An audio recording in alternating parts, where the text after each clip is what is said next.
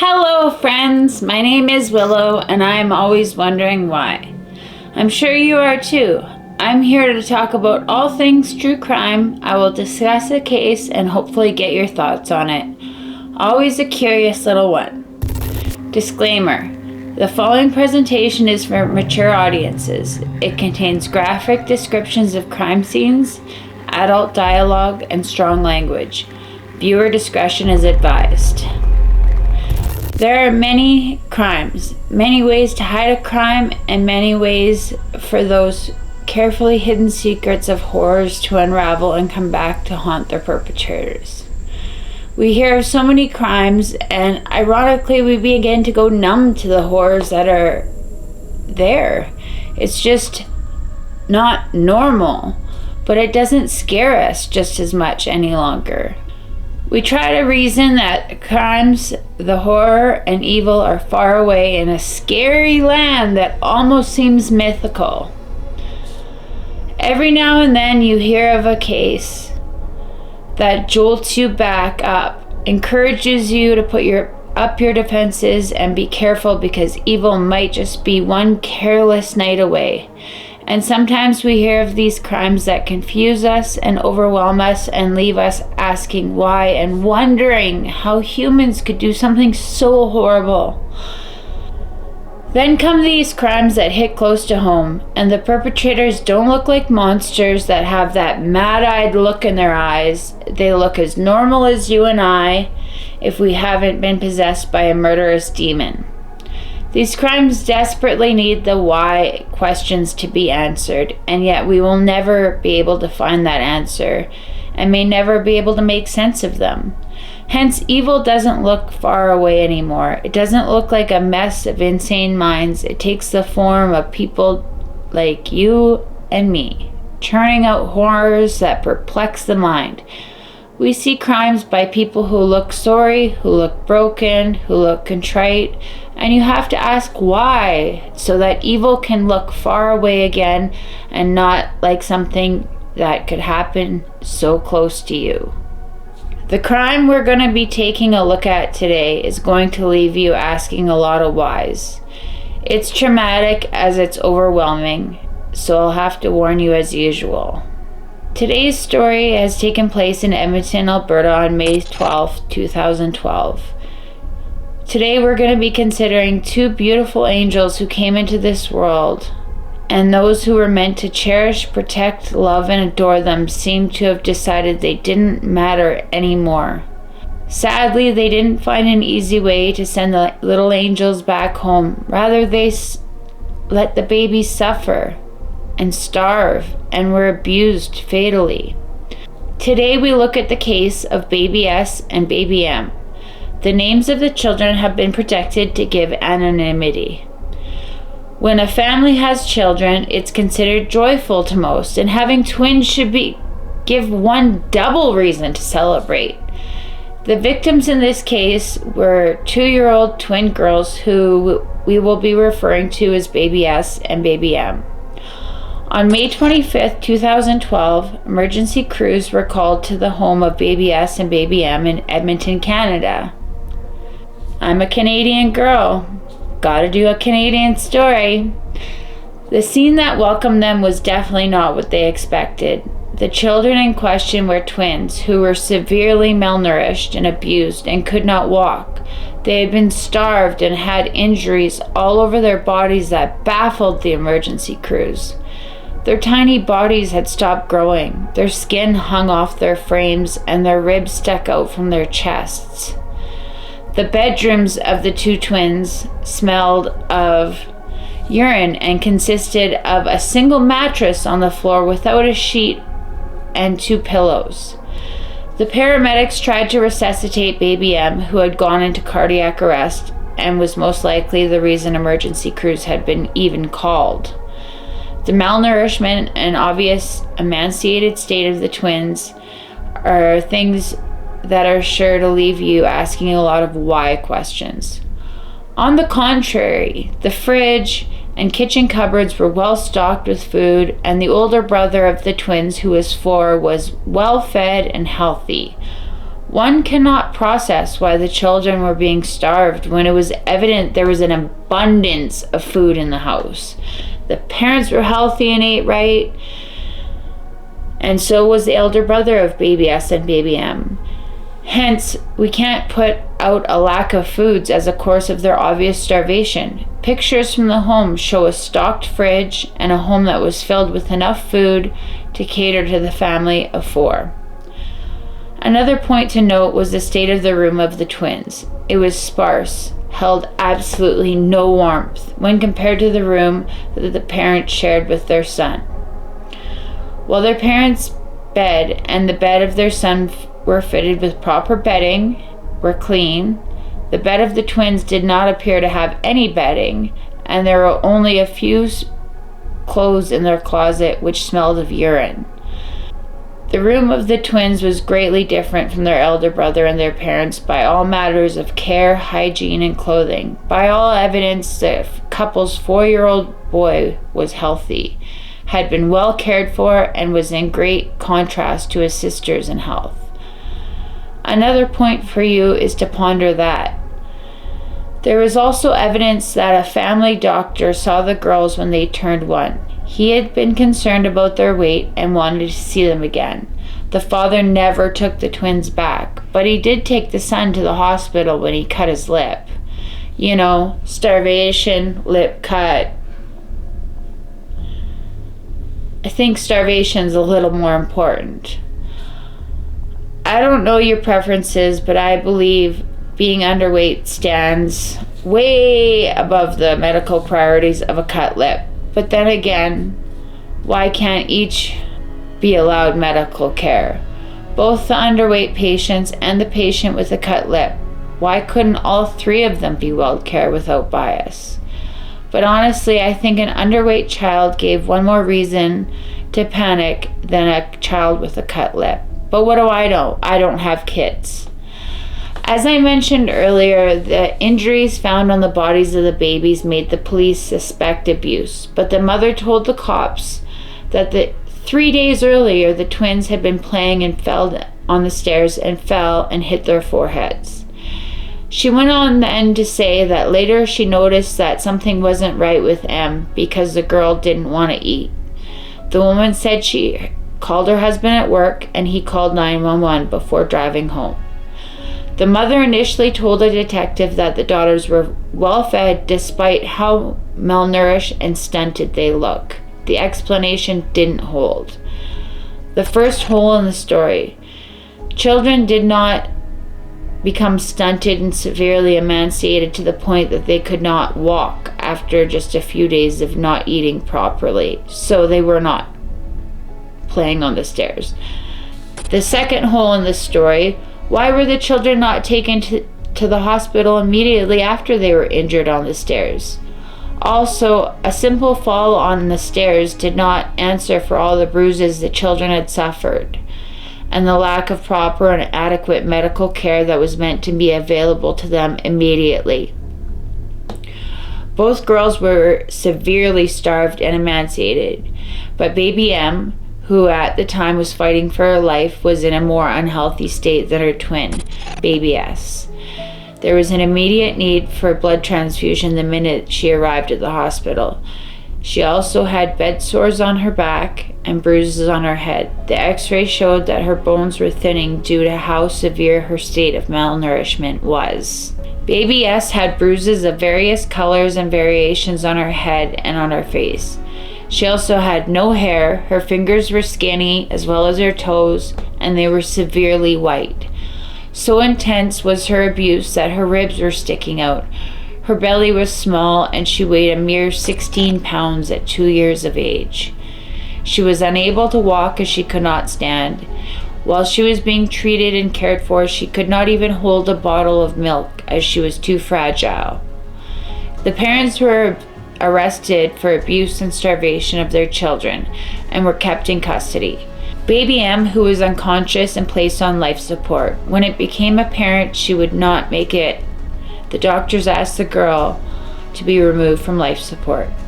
The parents argued vehemently in court for several months that their child should be kept on life support. They cited their Islamic beliefs and love for the girl. Now, one would have to ask, where were these devotion and love when these girls were starving and put through a slow death? It makes no sense at all that their own flesh and blood suffer and die so slowly, and then turn around and realize that there were some things called medicine, care, and actual feeding of a child that could have changed everything. It was a confusing case, but it didn't take a magician to see that the parents were insisting on life support for their daughters so they would not face charges of manslaughter. This gives doubt to their claim of love and regret for what happened to their daughters. The doctors agreed that the child was brain dead and would never wake up. There was no need to place her on life support any longer. A lawyer appointed to represent the child asked the court to side with her doctor. It was obviously the child had suffered and had done so for a long time. She had suffered repeated bouts of pneumonia and would need many invasive, risky medical procedures just to remain on a breathing machine. A Court of Queen's Bench judge cast doubt on the couple's motives for wanting to keep their daughter alive and ruled she be taken off machines. The Alberta Court of Appeal sided with the lower court, ruling it was in the child's best interest to let her die. Lawyers for the parents applied to the Supreme Court for an emergency stay, but a panel of justices rejected the bid. She was removed from life support on Thursday, September 20th, and passed away that evening. Rest in peace, little girl. It is sad to learn how the whole event played out, and in the end, the parents seemed to only be fighting to save themselves. One can only hope, in truth, considered their daughter's chance to live more important than going to prison for their crimes. Fortunately, baby S survived. She, along with her big brother, were placed in foster care after their parents were arrested. Baby S and her big brother have since been adopted. Baby S has learned how to walk and feed herself in painful, slow strides of improvement. Till now, it is unknown what further health issues she might face due to her abuse. After the parents were arrested, they seemed to be unable to give any reason for their crimes of obvious neglect towards their children. In court, more evidence began to pour in, which left all wondering what exactly had been going on in that home to bring about such horror, apart from the bruises that were visible even to an untrained eye. X-rays revealed fractures that were already healing. An autopsy showed baby M died of a head injury combined with starvation. The father and mother were tried separately. The father can only be identified as DL under publication ban protecting the identity of his children. He pled guilty to manslaughter, aggravated assault, and failing to provide the necessities of life. At the time, his wife was facing charges, one of which was second-degree murder. The opposing counsel asked that the man serve half his sentence before he would be eligible to apply for parole, and that he would have no contact with his surviving daughter and her older brother. The man's defense lawyer asked that the judge take into account his client's guilty plea, the fact that he has no criminal record, and that he will likely be deported to his native Algeria when he has finished his sentence. He was described as a man who was a hard-working immigrant and had come with his wife to Canada in 2008. The couple's 3 children were all born in Canada. A letter which he wrote was read in court by his lawyer. It claimed what happened to his daughter was a big mistake. He felt responsible for everything that had happened to his daughters, and he was so very sorry. Sadly, none of this would bring back the young life taken, the broken heart he would now have to live with, and the guilt he would carry for the rest of his lives of his daughters are sure to haunt him for a long time. If you're like me, you probably waited with great anticipation and sadness to hear why and how something like that could have happened to the girls. Sadly, we don't get anything. Not one that satisfies curiosity or appeases the effect of the horror anyways. He offered no explanation for the crime, but just said his family found it difficult adjusting to life in Canada. I'm pretty sure in Algeria they feed their children too. The parents were initially charged with aggravated assault, criminal negligence, failing to provide the necessities of life. Second-degree murder charges were added to the list after Baby M died. The father was sentenced to 15 years in prison. Trial of the mother. The children's mother changed lawyers several times. There is evidence in the case that suggested the mother was suffering from a possible psychiatric or psychological condition at the time of her children's abuse. She made it known to the court that she felt very alone, depressed, and without a support system after she gave birth to the twins. But she had it together enough to take care of a 4-year-old, keep the fridge stocked and the house clean, but shut the door on 2 little girls who needed her the most.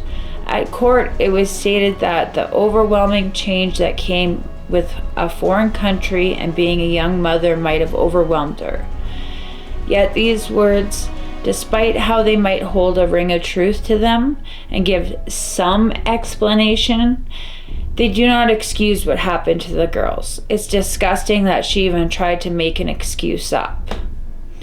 The hearing ended with the 37-year-old mother tearfully telling the judge through an Arabic interpreter that she did not come to Canada with any objective of having any bad thoughts or to cause a problem for either country, her own family, or especially for her children. This is the last thing I think could have happened to us, she said, adding that she was sorry and very remorseful, and always loved her children and wanted the best for them. Locking, beating, and starving twin 2-year-olds with the body size of a 6-month-old isn't love in any way, shape, or form. To me, her words resonate with no honesty and probably a lot of confusion as to how she didn't try to get help for the children she meant well for them. Also, why did the father not step in to care for these children since his wife seemed to be having such a breakdown?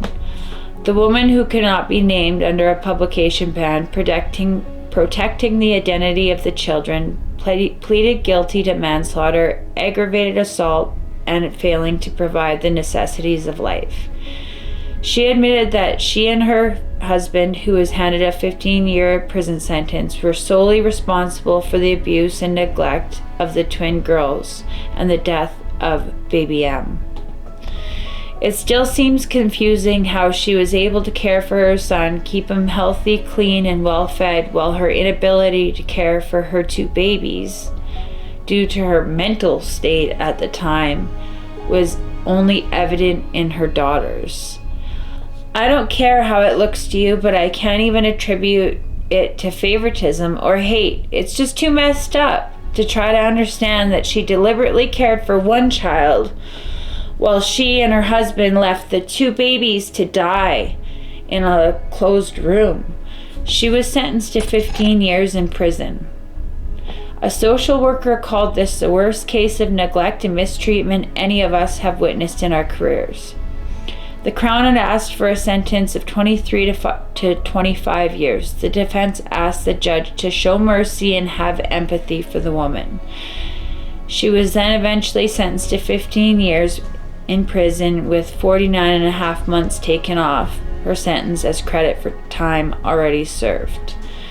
The judge also ruled she will have no contact or communication with her surviving children during that time.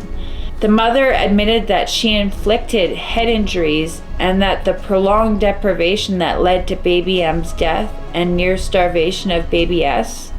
The mother knew her helpless twins were malnourished and in desperate need of help, yet did nothing. It amazes me that she purposely inflicted head injuries to her child.